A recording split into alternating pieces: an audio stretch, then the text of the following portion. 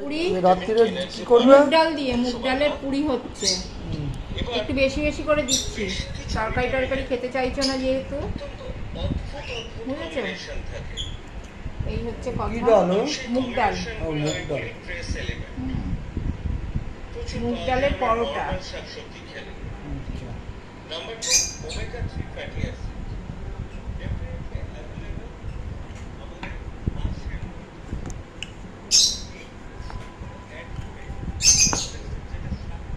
কেমন হলো? পরোটার মতো, পরোটার মতো।